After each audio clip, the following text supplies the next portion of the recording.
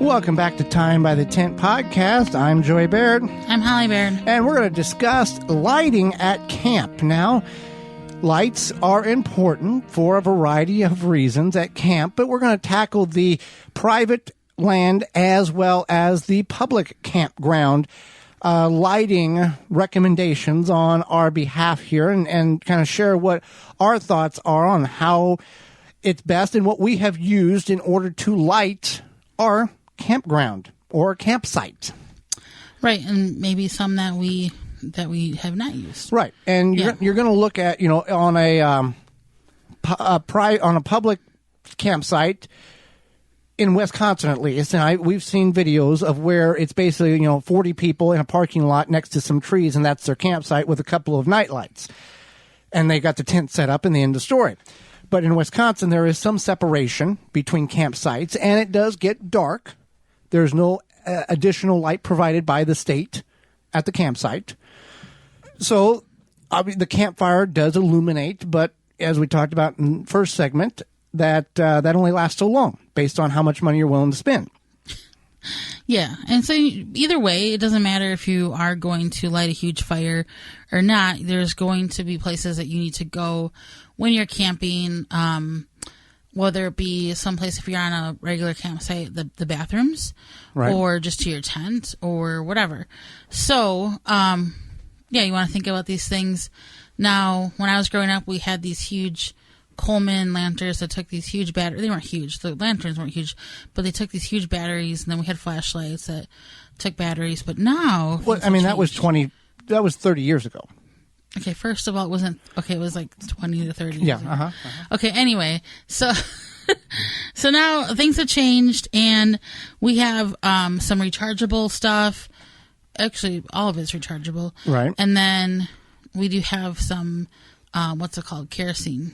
Yeah, lanterns. Lanterns, yeah. So that you can look at it that way.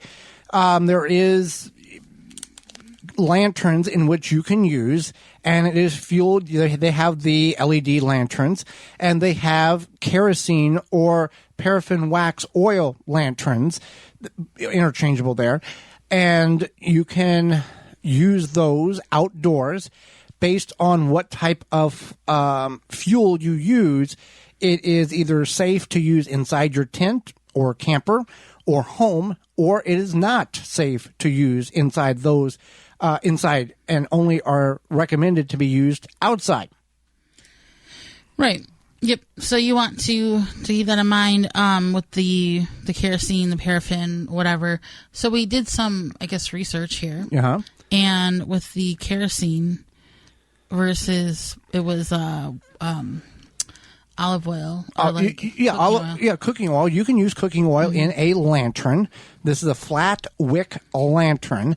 It will work. It doesn't absorb as quickly or have as a predominant flame or brightness of flame, but it will work. But olive oil can be more expensive than kerosene or the paraffin wax oil in your lantern.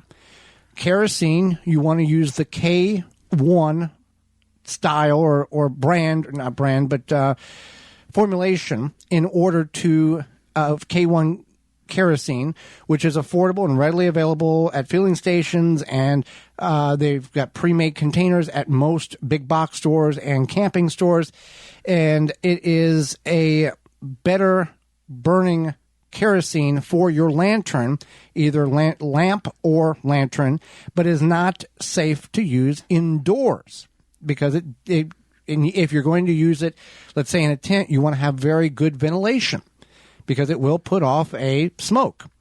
Now, the paraffin oil does not. There are certain calibers of that which is certified or deemed safe, that is odorless and smokeless, in which you can safely use indoors. So you want to do your research on that and act accordingly to that. But the lanterns outdoors, you can, if you're on private property, you can, or public, you can surround your campfire with the lanterns to kind of illuminate the area. People will use tiki torches to not only control bugs, but also illuminate. That is an outdoor-only thing.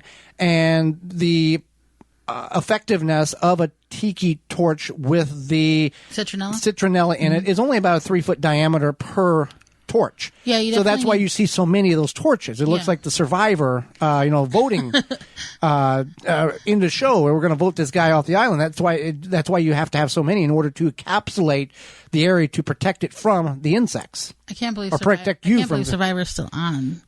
Anyway, so yeah, these are your options. I want to note something though. Yes. If you have anything that has an open flame and you have a pet, a dog, or something that might be excitable and chase after it, knock over a candle, just use caution. Well, you bring up candles. Candles can be used as well if done properly. But the tiki torches are an open flame too. Open flame, right. Yeah. But they are typically, you're putting them in the ground and they are 4 to 5 feet off the ground. But you never know. Right, yeah. They can rub up against it and try to scratch their back or something of that. So you just want to use caution. Small children, whatever, you have an open flame, just be careful. Think about that. And a lot of these tents are made out of nylon, flammable, can catch fire quickly. So you want to keep all that in mind. Right.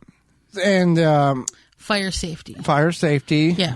Take a fire extinguisher with you. That's not a sissy way to go. It's a very smart way to have but never need in order to protect your stuff, because a candle or a lantern or something knocks over, even outside of the fire ring, if you're in leaves or it's been super dry, the grass is going to catch fire because it's like, it hasn't rained in 3 weeks and crunch, crunch, crunch under your feet. It could ignite. And you can always be that superhero whenever somebody else has an issue and run over and play firefighter and take care of their problems too. Maybe you could find a boyfriend or girlfriend that way. Yeah. So flashlights, rechargeable. When you're looking for internal lights. Now, it depends on the type of tent in which you have. If you have a 14 by 16 wall tent that you're going to permanently leave for 3.5 seasons on your property, the light selection is going to be very different than if you have a pop-up dome tent that sleeps 2 people that you're only using overnight at your favorite public campsite. So the type of light is going to be something that you need to research. We are looking for the scenario 1, long-term permanent light, or some type of light that attaches to the rafters, that recharges, has a long life before it runs out, in which you could get a couple of nights out of, take it off the ceiling, take it home, charge it up. When you go back to the property, you can do it again. So that's something. You've got string lights, you've got the little LED kind of like a decorative sidewalk lights. Fairy lights, yeah. That's the thing, is that now you have all of these, you have mini solar panels that you can get for even to charge your phone with a battery pack, right? So you can get that for these small lights. Maybe you have some of these like fairy lights or decorative string lights. Then maybe you can find something that would solar charge them during the day. There's a lot of options and you can play around. Those fairy lights might be enough that you need inside your tent in the evening time to get changed or get ready for bed, whatever. You don't necessarily need some huge airplane landing light. No, 3 AA batteries, and you probably, last most of your camping season.